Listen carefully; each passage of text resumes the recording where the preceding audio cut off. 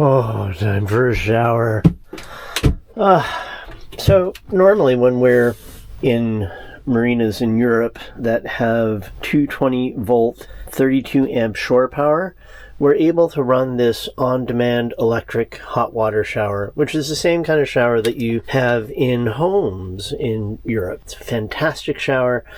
But when we are not hooked up to shore power, we have to do the old style. And that is using a pump-up sprayer, which I keep in here.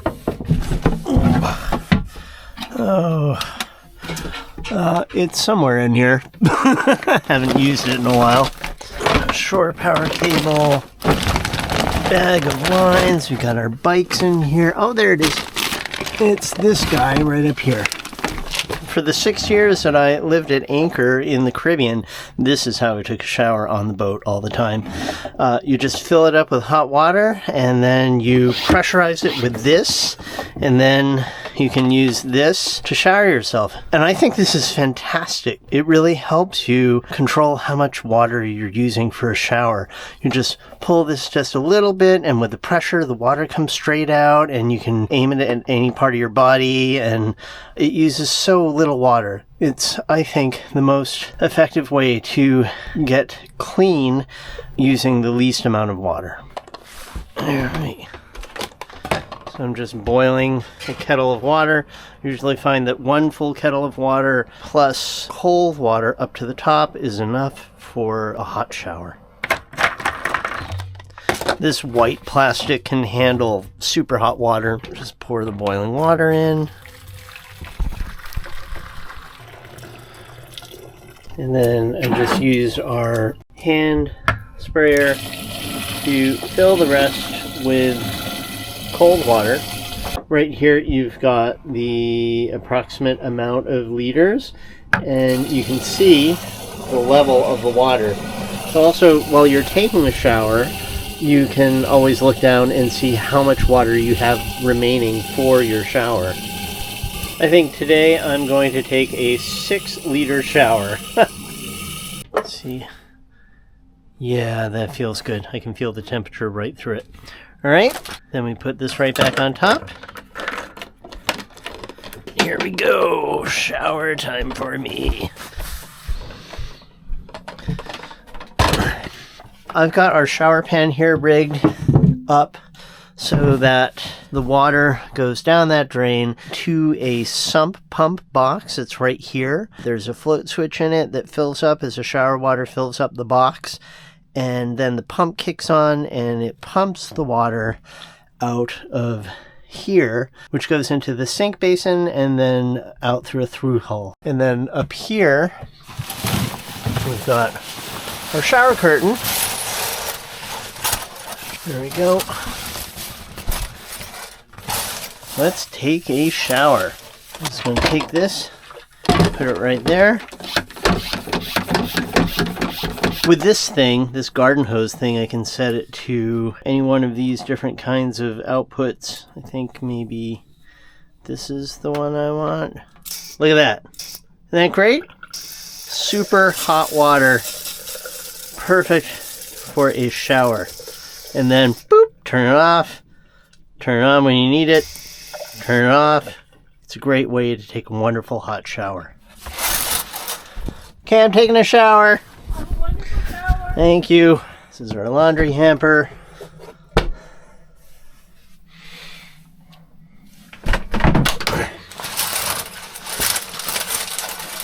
This is laundry liquid soap, and I was looking at the bottle and thinking, and then I used a pair of scissors to cut the bottom out like this, and then drill the little hole right there for a little holder for the soap. It lives right there, and Mo's got her own there, but when I'm taking a shower, I can put it right there. Oh. Hot water.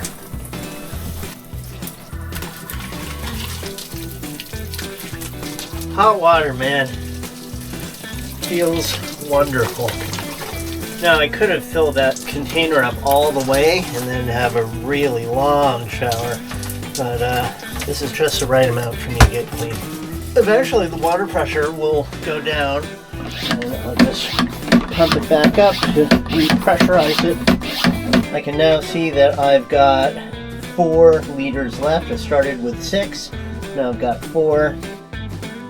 Okay, so I'm fully showered and I have 1.5 liters of hot water left. We filled it to 6, now I have 1.5 liters left. What I'm gonna do, this is the most fun part, it's not overrated at all, this is fantastic. I take a little bit that's left and I just, that feels,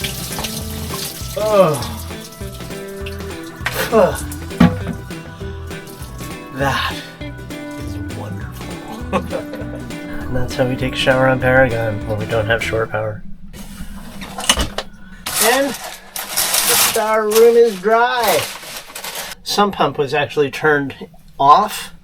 I didn't notice that. Got a little switch right here. Up is always on, down is just float switch. So I put it on the float switch. And there's my dirty shower water going down the drain. That's it. And the pump turns off by itself.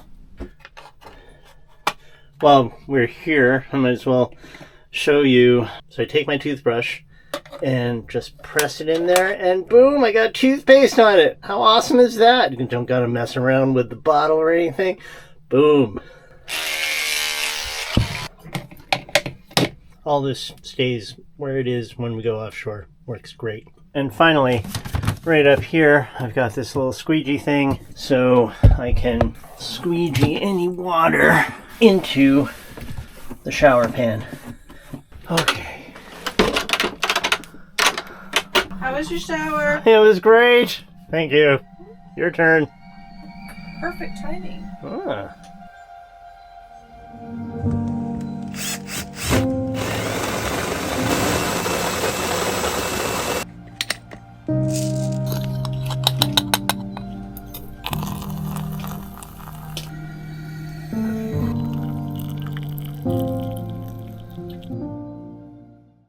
Tuesday afternoon, and we are going to launch the dinghy. We have had a wonderful past couple of nights on the boat. We haven't gotten off the boat. It's just the most beautiful anchorage around, and we are going to launch the dinghy, use the electric outboard to get to that island where we found that there's a bakery and a couple of grocery stores. We're going to walk around the town, then we're going to come back. It's going to be our first time in France on land. So here we go. Have you been to France before? I have never been to France before. This is the first, and I'm glad to say that my first hours in France are at anchor. That's somehow very cool. All right, so You're about to burst into song. And then your brain went, I can see an easier way. All right. It's true. Mo envisioned this different way of launching the dinghy that I never would have come up with my own brain. And at first I really didn't believe that it was going to work at all, but she was like, try it. And I've learned that when she says try it, you should just do it. So we tried it and it worked. It's amazing. After years and years and years and years of launching the dinghy in this way that was just such a hassle, she came up with this new method that completely changed everything. Let me show you. So first thing we're going to do here is undo these webbing crank things. Yeah, what do you call them? Ratcheting webbing. I'm going to slack the head sail sheets on the port side because we're going to launch it on the port side, starting with the jib. Hey, Mo, can you wrap the port side jib sheet around the port side bow cleat? Just wrap it around, I'll take up the tension. All right. Next, slack the staysail sheet. It's this one. Yeah, just put it on the ground. So we're just gonna get our halyard secured here on our pin rail. There you go. Gonna take the other end. We've got this line that's attached to the inside of the boat at the bow. Put the halyard through the little bowline eye at the end. We're gonna secure this on the line that we have on the starboard aft side of the dinghy. Basically, you do it on the opposite side of whatever side you're lowering it on. So if you do it on the port side, you want to tie it off on the stern, the starboard stern. If you're doing it on the starboard side, you want to tie it off on the port. I think maybe an easier way to remember it is if you're going to drop it off on this side, then secure it on the line that's on this side. Everyone has it. Here's the painter. I'm going to be... Don't forget to tie it off. I'm just going to wrap this on the cleat here so we don't lose the dinghy if anything goes wrong. All right, let's give it a shot. Yeah, raise.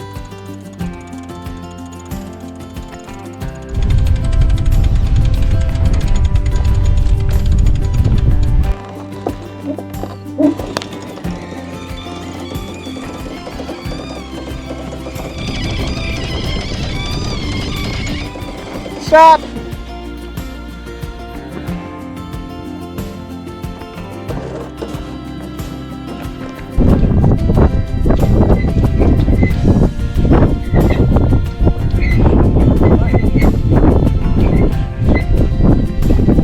Look at that! Woo! There is some strong current in here, man. I can feel the dinghy being pulled away like crazy. And for when we come back, when we raise it, halyard's right here, ready to go. We'll grab our oar locks. She's not taking on water. Got our oars right here. These are our scrappiest oars. But we're not planning on using the oars anyway because we're using the electric outboard.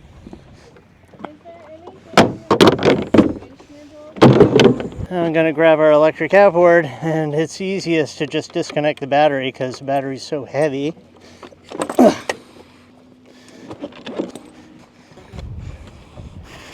Alright, in the dinghy in France. Can you grab the key?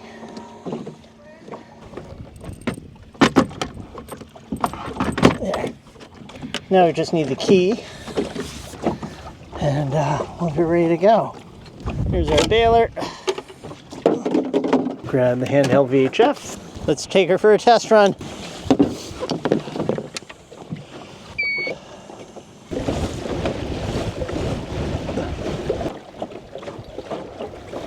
Doesn't she look like a fishing boat with all the ball fenders on the stern? My friend thinks it looks awful, but I think it looks badass. And they come in pretty damn handy. And they're way too big to store anywhere down below. So, yeah, it suits me just fine. You know, while I'm here, I'm gonna detach the hydrovane rudder just because it doesn't have any anti-fouling on it. And we're not gonna be using it for a while. So, you might as well take it off so that we don't get growth on it. It's pretty easy. You just pop that pin and it comes down like that, and it's held on by this little line that's about to break. We've got little tiny amounts of growth, but nothing bad. Gonna have to replace this line with something better. Damn, I already see growth on our rudder even after we painted it, and we only splashed a few days ago. Maybe not the best bottom paint. Oh, this thing is heavy. Come on, yep, there you go. All right, Mo, if you'll close up the boat, I think we're ready to go. The dinghy checks out good. Okay, cushion, one for you, one for me. It's a very nice raincoat. Where'd you get that? My honey bunny got it for me. Ray, I'm letting us go. Okay, so we're gonna go up here and then turn to the right and go down here. This is all an oyster farm here. Yeah, right to our starboard here, that's all oyster farm. believe that's a dinghy dock right there. So, see how it goes. How you feel, Mo? I'm good. Woo! But I'm hoping to be camembert. No, cheese swimmer. Am I okay? I'm not in the ultraviolet, am I? Nope. Maybe a little bit to port. Head for the blue sailboat that's directly ahead of us. A lot of current. Wow, yeah, you can see it. Look at the current. Wow. All right, let's just barrel through it. Hope it doesn't get too choppy. See the red post? Leave the red post to port. Yes. Yeah. Man, I feel like I'm in some magical fantasy world. It's so beautiful. Are you ready to step on land? Momentous moment, I'm about to touch it.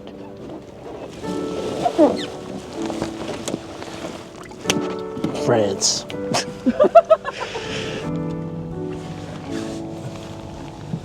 Yay! The closest tide station shows that there's a 16-foot tide and we're at the top of it, so this is going to go down 16 feet. So there's going to be no water here. Wow. 16 feet?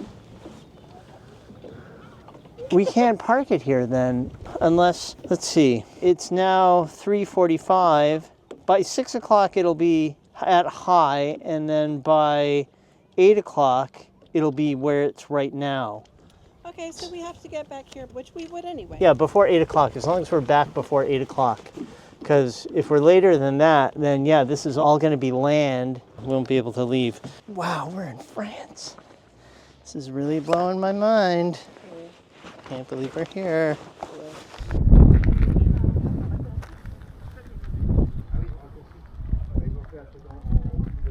We're going to walk up here, and then I think up there. What is this place we have come to? I need to see how Poppy. to say, can I pet your dog in French? Well, I get out the Google Translate. So at the end of the street, Yeah. there is a bakery. We could get a coffee. Yeah. Ah, perfect, of course. I see little bits of art everywhere.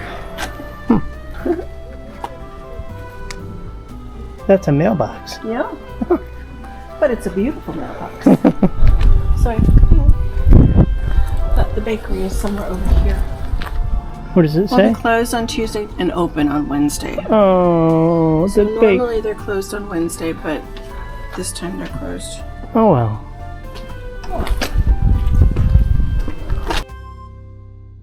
That is the cutest thing I've ever seen in my life. Hi, Poppy. A French dog.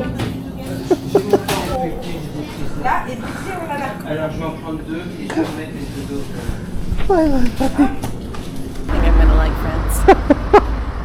So we just went into the little grocery store and it was an amazing experience. I didn't film because, you know, people. Did you see the dog? Oh my god, it was so cute. So we just found this little nook. Maybe it's some sort of dinghy launching area. I don't know, but it's right on the water and it's peaceful and it's beautiful. And we're gonna drink a couple of beers and have some pate with crackers. Terrine that we got at the little store. And grapes. Fantastic. And check out the view. Alright, beer. There we go. Woohoo! Salut! Salut.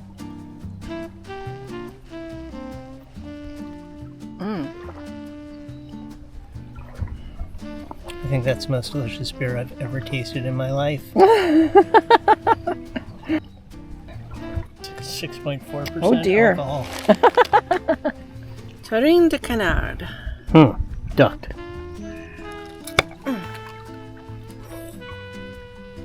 Oh my god. No, I get the first bite.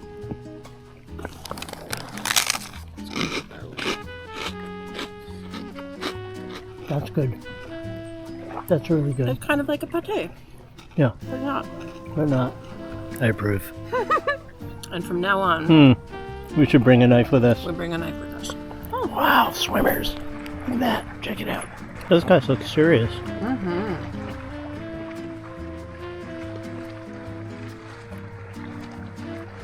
I wonder what the deal is.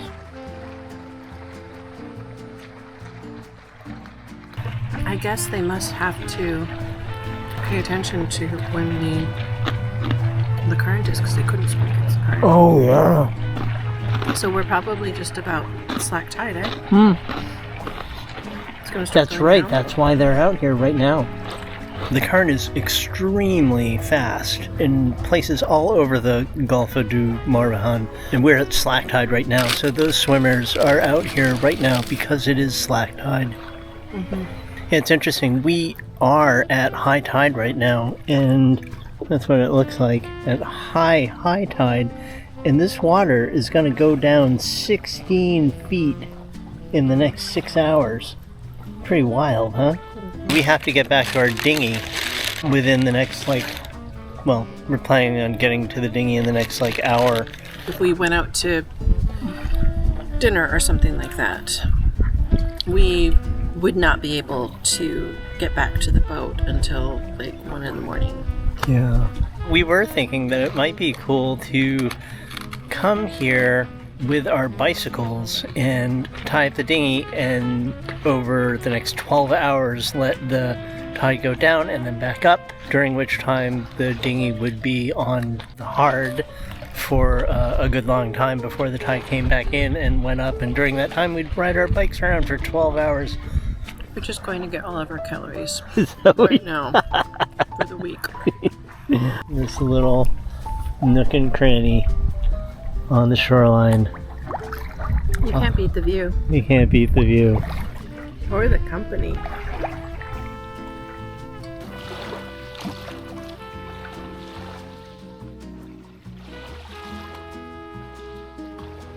I approve of places where you can drink in public. You know, Yeah, it's just kind of nice. You just feel like an adult. An adult, yeah. I'm curious to try the wine that we got too. Yeah, Not a one, French wine. Yeah, just to see. Wine here is more expensive than Spain. yeah. At I least think in the everything's store. more expensive than Spain. I think it's the store. I think we're in a very either upscale or very touristy place. Mm-hmm. And so I think it's like the boutique. Let's go to the slums of France. Where is the €2 wine? Yeah, we did look it up, just to be sure. And drinking alcohol in public is no big deal. They said it can vary by town or something. Local laws. Yeah, so Yep. if you see a sign that says oh, no drinking here, then you don't. But Yep. But nationally, there's no law against drinking alcohol in public.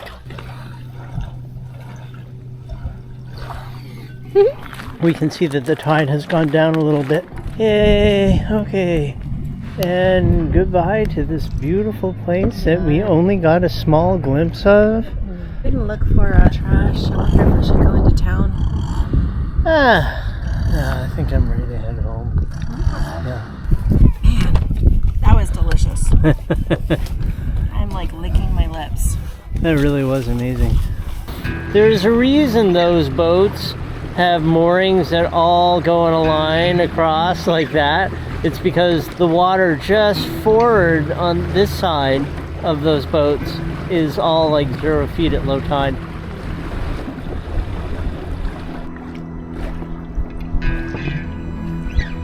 Yay, we're home!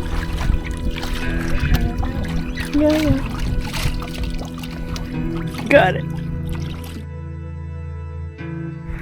Well, we just filmed this whole thing, getting the outboard on board and tying up the dinghy, but I found in these situations it actually helps if you're filming. So we're back at the boat. It was a lovely day. So good to be here.